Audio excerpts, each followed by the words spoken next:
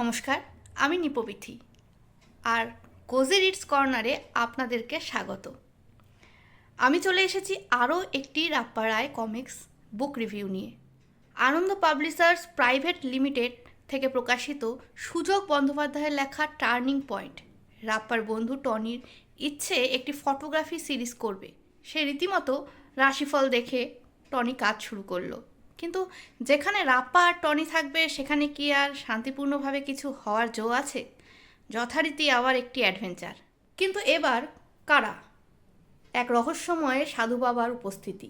তার উদ্দেশ্য কি? ইন্ডাস্ট্রিয়ালিস্ট মিস্টার কাটারিয়া আর তার ছেলেকে কারা অপহরণ করার ছক কষছে? রাপ্পা কি পারবে তাদের উদ্ধার করতে? মিস্টার কাটারিয়া নিজেও কি নির্দোষ?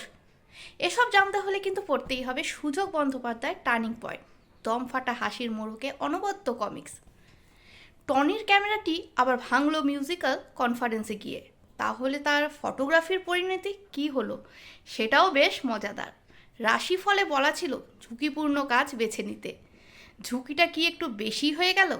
আনন্দ পাবলিশার্স প্রাইভেট লিমিটেড থেকে প্রকাশিত সুজগ বন্দ্যোপাধ্যায় টার্নিং পয়েন্ট, প্রথম সংস্করণ জানুয়ারি 2023, মূল্য 300 টাকা। ধন্যবাদ।